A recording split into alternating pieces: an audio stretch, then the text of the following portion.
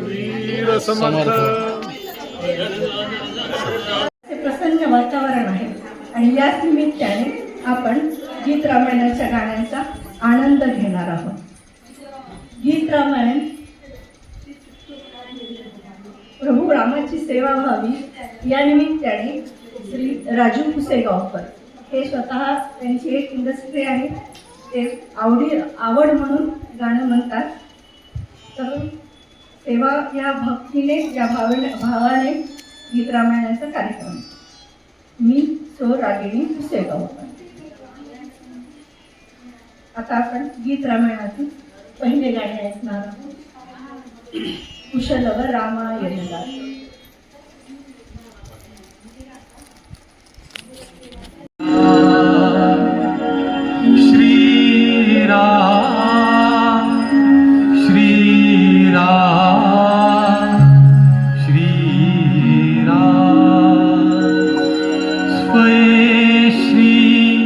राम प्रभु ऐकते स्वये श्री राम प्रभु ऐकते कुशलव रामायण गाती कुशलव रामायण गाती स्वये श्री राम प्रभु ऐकते स्वये श्री राम प्रभु ऐकते कुशलव रामायण गाती कुशलव रामायण गाते कुमार दोघे एक वयाचे सजीव पुतळे रघुराया कुमार दोघे एक वयाचे सजीव पुतळे रघुराया ज्योतीने तेजासी आरती कुशलव रामायण गाती कुशलव रामायण गाती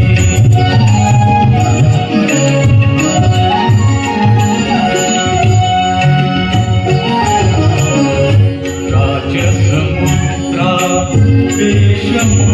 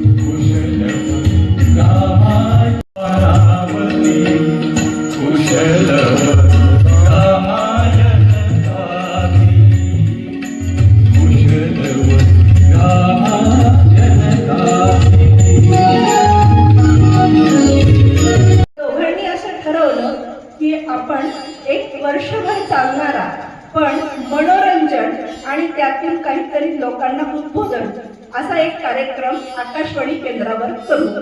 त्यावेळेस दोघांच्या सहमतीने निवड झाली ती रामकथेची. कारण आपल्याला माहिती रामकथा ही कोणत्याही काळात असो तिनं नेहमीच आपल्या रसिकांच्या मनावर अधिराज्य गाजवलं आहे. मग तो टीव्हीवर आलेले रामायण असो, वाल्मिकी रामायण असो की तुलसीदासांचं रामायण असो, कोणतीही रामकथा असो, तर आता हे गदी माणसं गीत रामायण असो. तर त्यामुळे 1 एप्रिल 1955 साली पहिला गाणं प्रसारित झालं ते आपण आत्ताच ऐकलं.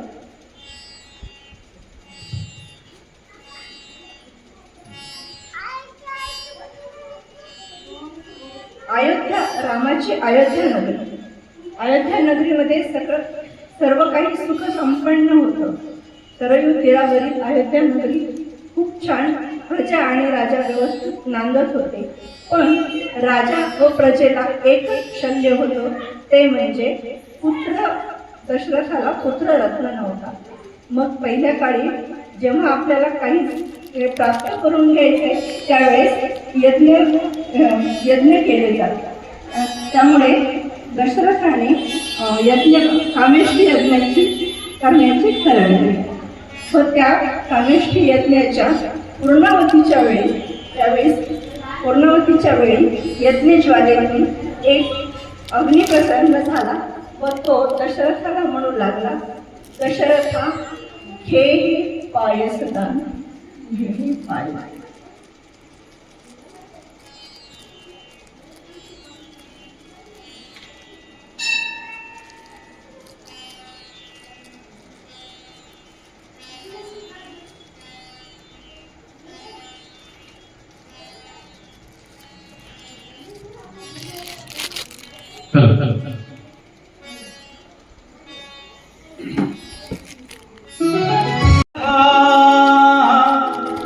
घे पायसदान, पायसदान दशरथा. घे पायसदान, पायसदान. तुझ्या यती मी प्रगट झालो, हा माझा सन्मान.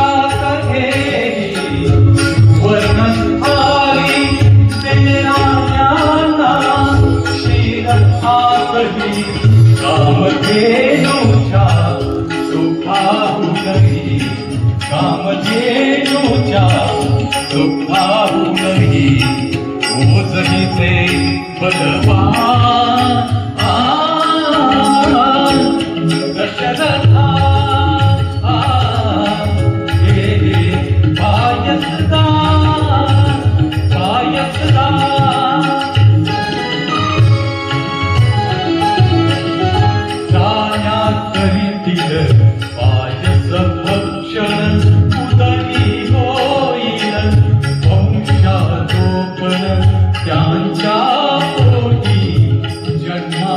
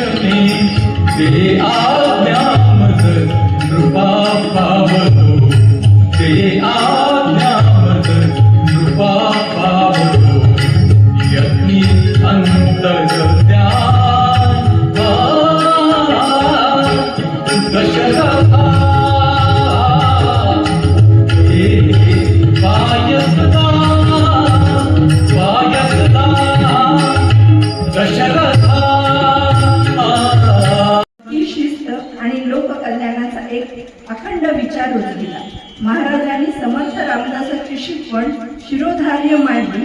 दासबोध व मनाचे श्लोक, सामर्थ्याची दैनंदिन उपासना हे केवळ ग्रंथ नसून ते जगण्याचे मार्ग आहेत हे त्यांनी आपल्या शिष्यांना शिकवले. त्यांच्या संस्कारातून तयार झालेले शिष्य परंपरा आजही समाजाच्या विविध स्तरामध्ये अध्यात्माचा प्रचार करतात. गुरु प्रतिनिष्ठा आणि शिष्यप्रती वात्सल्य ह्या या प्रमुख परंपरेचे वैशिष्ट्य. महाराजांनी लावलेल्या भक्तीचे रोपे आज वटवृक्षाने विस्तारले आहे.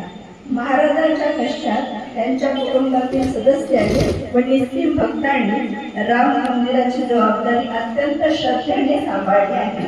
श्री रंगनाथ महाराजांच्या घराण्यातील व्यवहार्य परिवारातील पुढच्या पिढीने मंदिराचा कारभार आणि दैनंदिन पूजा अर्चा अखंडितपणे सुरू केली.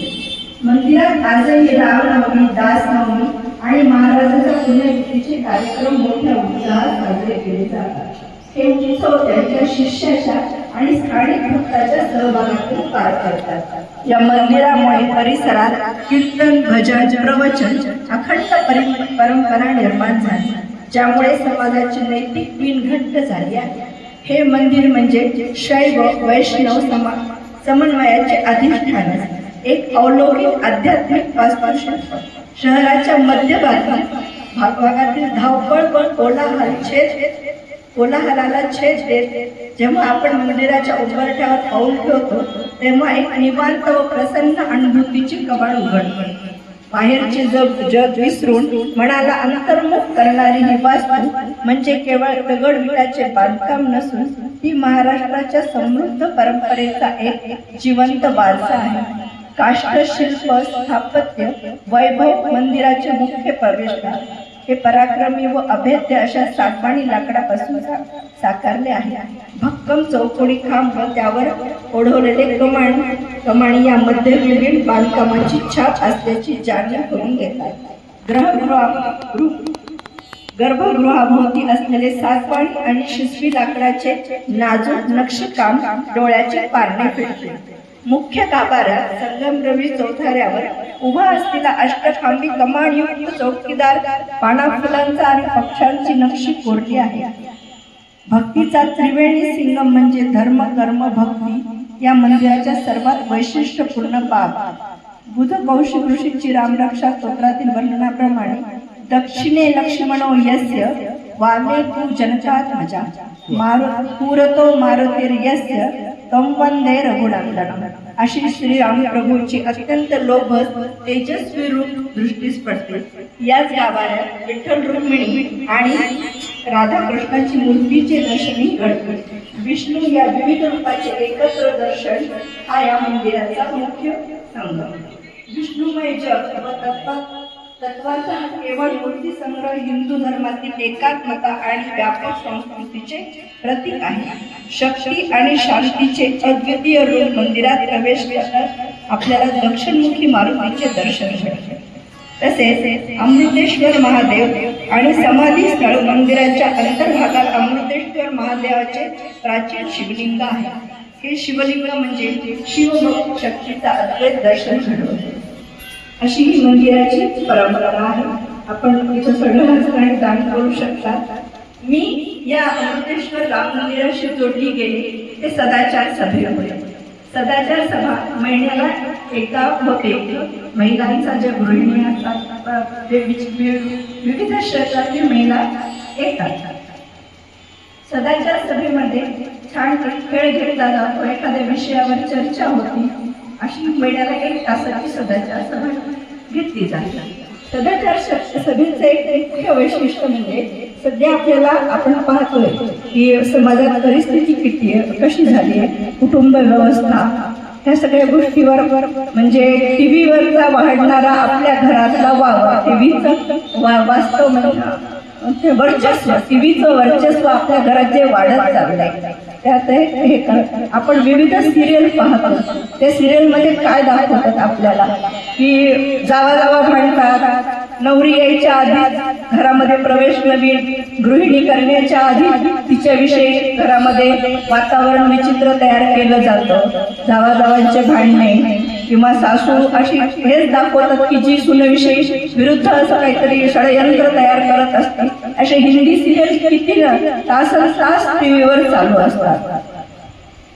आपली भारतीय संस्कृती म्हणजे आपला संस्कार, एकत्र कुटुंब पद्धती हे आपल्या भारतीय संस्कृती आहे आणि त्यावर घालायचं काम हे आपलं चालू आहे सध्याच्या. त्या अनुषंगाने सदाचार सभा जी महिला आहेत त्यांच्यासाठी इथे चालू असते. त्यानिमित्ताने मी बरेच दिवस इथे आले. यज्ञ पुरुषाचे वचन पायसाच्या सेवनाने दशरथाच्या तिन्ही राण्या गर्भवती झाल्या. कौसल्येला श्रीराम, सुमित्रेला लक्ष्मण आणि शत्रुघ्न, तर कैकेयीला भरत अशा 4 पुत्रांची प्राप्ती दशरथाला झाली. तो दिवस म्हणजे चैत्र मास शुद्ध नवमी तिथी. त्यात शुद्ध नवमी तिथी गंधयुक्त तरी वात उष्ण हे तिथी. दोन प्रहरी कागशिरी सूर्य थांबला.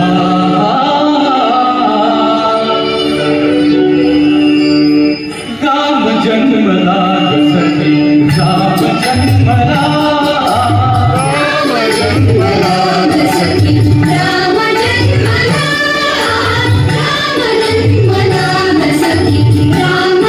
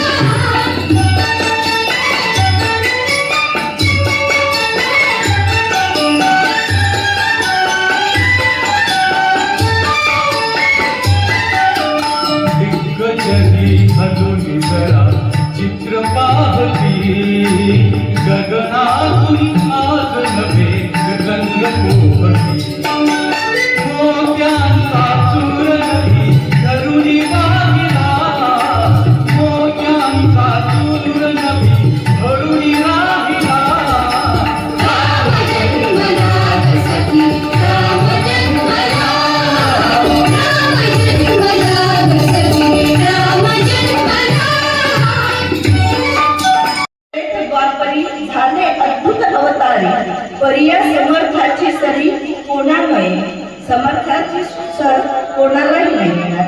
प्रपंच करावा नेमका असं म्हणत त्यांनी स्वतः मात्र प्रपंच केलाच नाही. ज्या लग्न मंडपातून ते पळून गेले का, तर जगत उद्धारासाठी ते पळून गेले लग्न मंडपातून.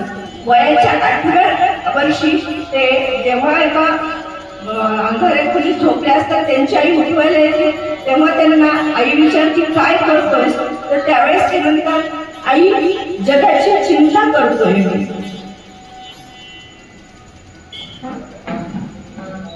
दासबोध ग्रंथ म्हणजे व्यक्तिगत वाचन लेखन सारख्या सामान्य विषयापासून सृष्टी निर्मिती ब्रह्ममाया यासारख्या आध्यात्मिक विषयापर्यंत जगाला अनेक विषय संत रामदासांनी आपल्याला दिले. आपण आता रामकथेकडे वळू. रामकथा आपण फक्त गाण्याशी निगडीत जेवढा आहे तेवढंच आधीच सांगतोय, कारण रामकथा सध्या सगळीकडेच चालू आहे. पवित्र वातावरण आहे. वाटतं की माझा श्रीराम खूप लहान आहे, तुम्ही काय करा माझी सेना घेऊन जा. पण ते म्हणतात नाही, मला तुझा ज्येष्ठ पुत्रच यज्ञ रक्षणा करता पाहिजे. अशा प्रकारे त्या विश्वामित्रांच्या आग्रहास्तव दशरथ राजा राम व लक्ष्मण या दोघांना पहिला पराक्रम करण्यासाठी वयाच्या 15व्या वर्षी अयोध्या नगरीच्या बाहेर पाठवतात. यज्ञ रक्षण झाल्यावर विश्वामित्र त्यांना जिथे सीतेचा स्वयंवर आखलेले असते त्या ठिकाणी घेऊन जातात. तिथे शिवधनुष्याला प्रत्यंच्या जो लावी त्याच्यासोबत सीता विवाह करणार असते. म्हणून विश्वामित्राच्या आज्ञेने श्रीराम या धनुष्याला शिवधनुष्याला प्रत्यंच्या लावतात व ते धनुष्य कडकड अशा आवाजात मोडले जाते व सीतेचा श्रीरामाशी विवाह होतो. या सर्वाला शब्दरूप करताना गदिमा म्हणतात. आकाशाशी जडले नाते धरणी मातेचे, स्वयंवर झाले सीतेचे, स्वयंवर झाले सीतेचे. आकाशाशी जडले नाते धरणी मातेचे, स्वयंवर झाले सीतेचे, स्वयंवर झाले सीतेचे, स्वयंवर झाले सीतेचे, स्वयंवर झाले सीतेचे, स्वयंवर झाले सीतेचे, स्वयंवर झाले सीतेचे, स्वयंवर झाले सीतेचे.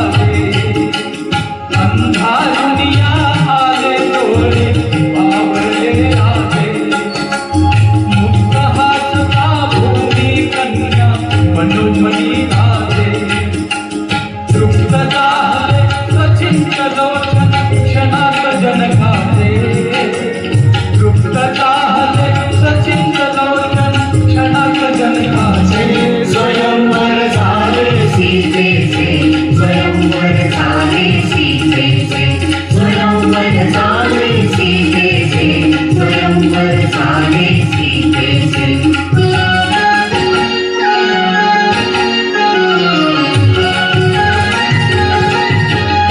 हात जोडून म्हणे द्रुपदी तो विश्वामित्रासी आज जानकी अर्पियली दशरथ पुत्रासी आनंदाने विटले डोळे तृप्त मैथिलीचे आनंदाने विटले डोळे तृप्त मैथिलीचे स्वयंवर झाले सीतेचे स्वयंवर झाले सीतेचे स्वयंवर झाले सीतेचे स्वयंवर झाले सीतेचे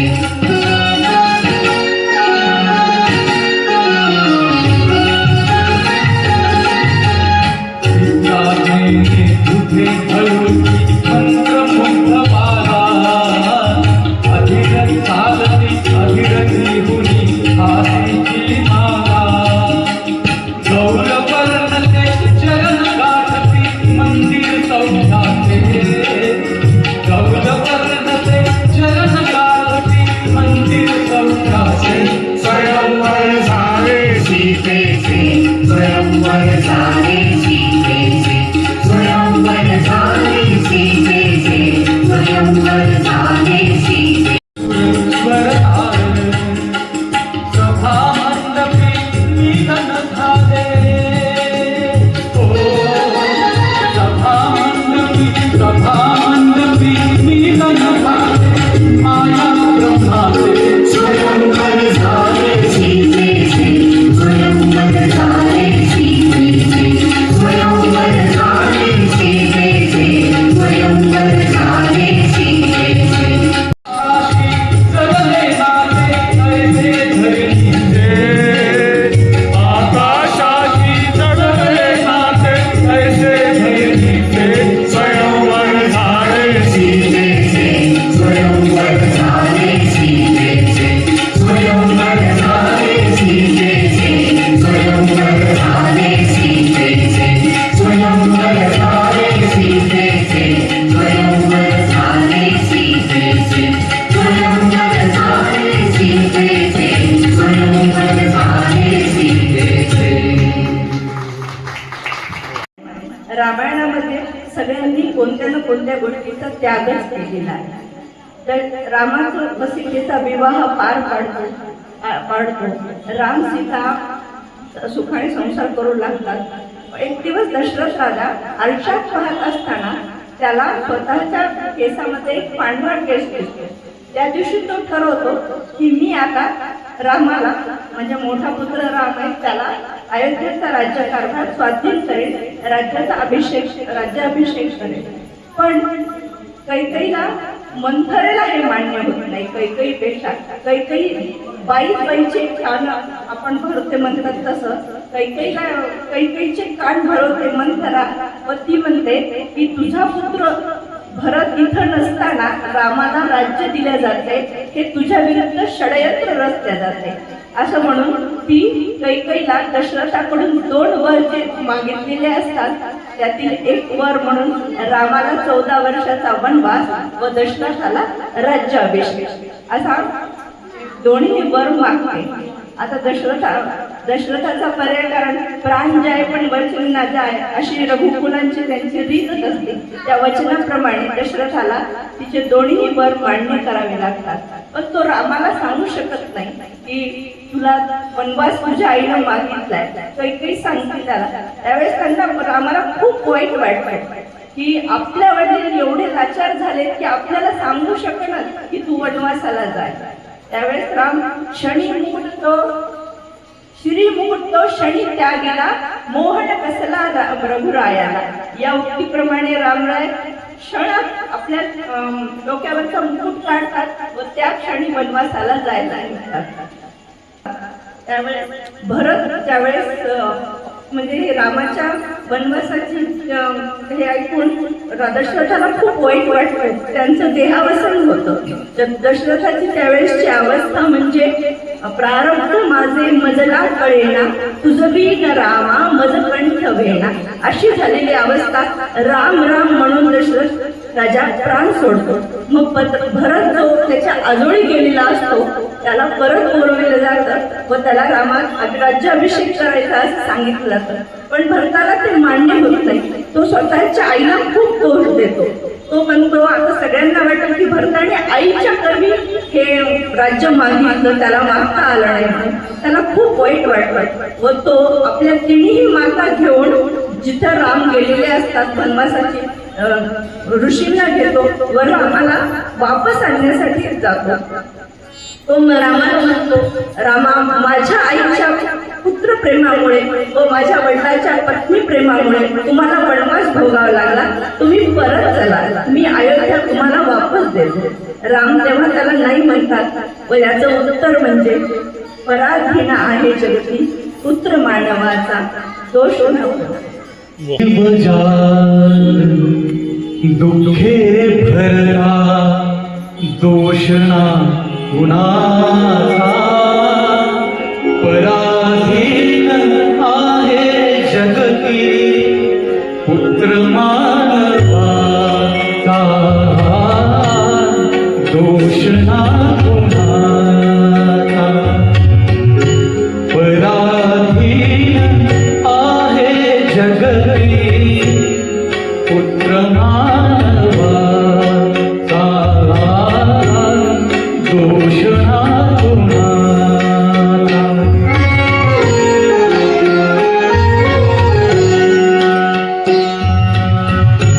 माय कैकेयीना दोषी नभे दोषिता, राज्य त्याग कानन यात्रा सर्व कर्म जात. खेळ चालयासे माझ्या पूर्व संचिताचा, पराधीन आहे जगती पुत्र मानवाचा, दोषणा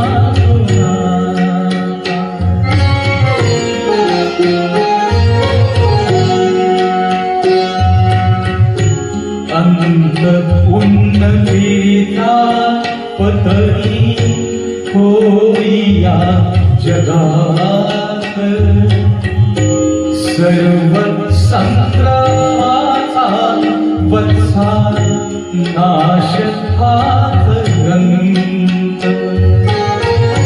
वियोगार्थ मिलन होते नेम हा जगाचा, पराधीन आहे जगती पुत्र मानवाचा, दोषणा जीवासवे जन्मे मृत्यू जोड जन्मदात, दिसे भासते ते सारे विश्व नाशवंत. काय शोक करिसी वेड्या स्वप्नीच्या फळाचा, पराधीन आहे जगती पुत्र मानवाचा, दोषणा कुणाचा.